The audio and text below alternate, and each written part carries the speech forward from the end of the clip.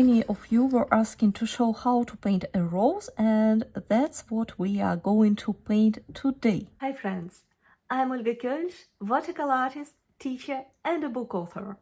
Welcome to my studio. There are different ways to paint a rose. I will show you just one, but maybe we will try different approaches if you will be interested.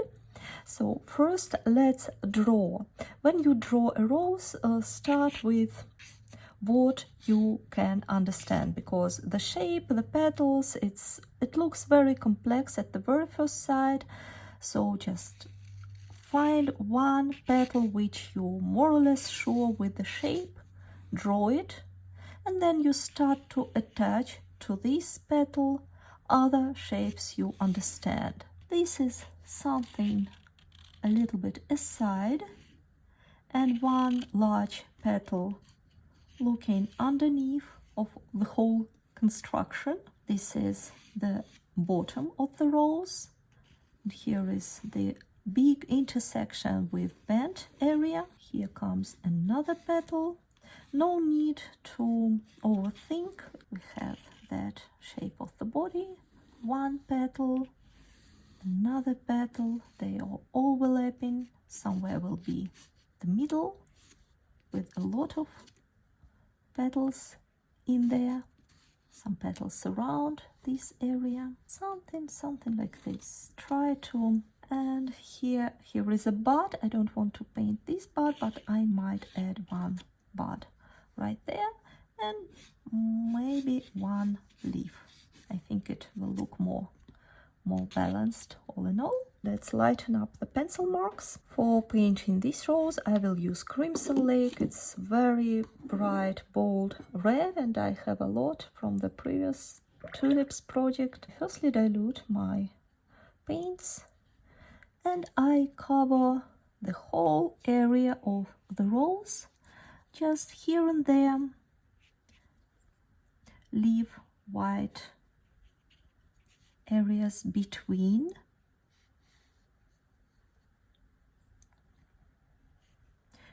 Some main elements, or sometimes I just skip it.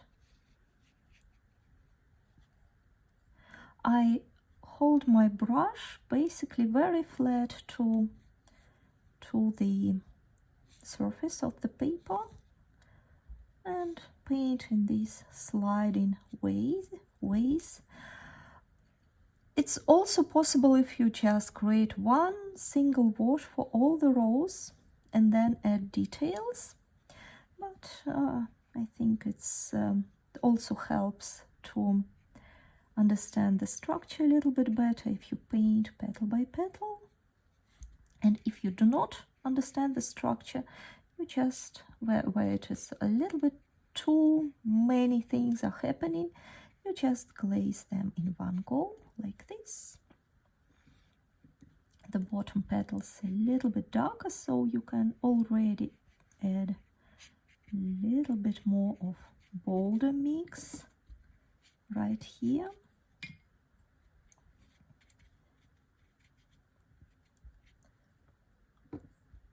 And now, as our area is, everything is still wet, we can play around a little bit with the shades. For example, I see that the middle of the rose is one of the darkest spots, so I already can add a couple of brush strokes in the middle.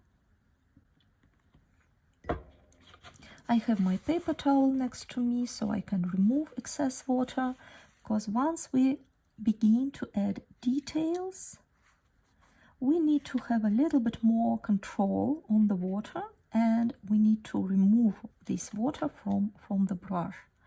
So another dark area right at the bottom of the rose, like this.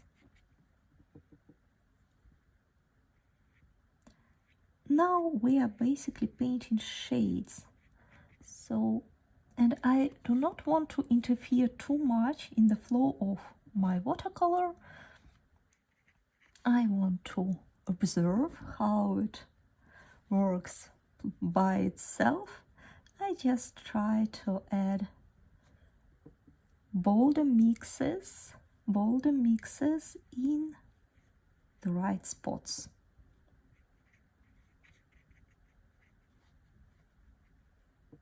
Like this, and maybe a little bit more.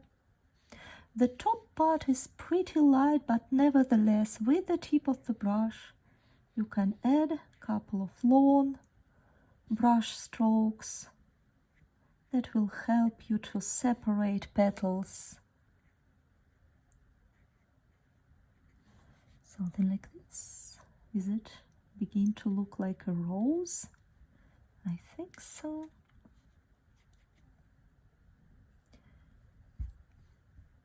Have a look where we have more shady parts. Add more shades in these areas. With the tip of the brush, I can even add a couple of veins. Veins are not that visible in roses, just in some bigger petals we can see them. Here is some wave. We need to add a little bit more of bold color around this wave. This is very light part, and to make it even lighter, we need to paint underneath pretty dark. Something like this. Very bold. Now we get more and more bold. That's why it was important to start light. Also, if once we add shades on the top of this element, it will look even lighter. Now it's all about nuances. Paper is getting more and more dry. We can add more and more defined brush strokes. With creamy mix, don't put your brush into water. Just use that amount of liquid what you already have in your plate, in your palette.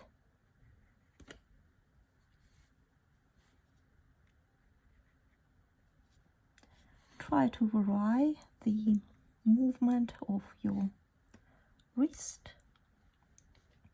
Now let's add even more defined and sharp brush strokes, the very dark place. Once you feel that it is too dark or it's getting too creamy or you can't add more darkness, just stop. One thing we also can do to lighten it up, to wash the brush, dry it with a paper towel, and for example use our brush as a sponge and lift up a little bit of lights. The success much depends on the paper, and this paper doesn't not so friendly to this lifting technique, but anyway I can try. I want to go with clean brush around some spots. Now while the main construction is drying, let's add some greenery. I have my special green plate with different kinds of greenery. I have Viridian right here, but Viridian itself, it's a little bit too unnatural. I like to mix it with burnt sienna, and let's just with brush strokes, still a little bit more burnt sienna. Let's set up the bud, just brush strokes, nothing too complicated. Leave white areas around. With the other brush you can add some red touches just from our basic red mix right on the top. And I like when it all mixes. Now let's do the same trick with the leaf. The leaf grows underneath of these petals, so I just slide my brush. I paint in bold brush strokes. Don't overthink in the shape. And it's probably should be a stem. What I can do, I would like to add a little bit of shades underneath. and a red touch. It's very typical for roses. The tips of their leaves, they have red edges. So let's just do it like this. Right now I see that we skipped this bud, but one more leaf would be really nice in this area. So I just grab my mix and paint a leaf.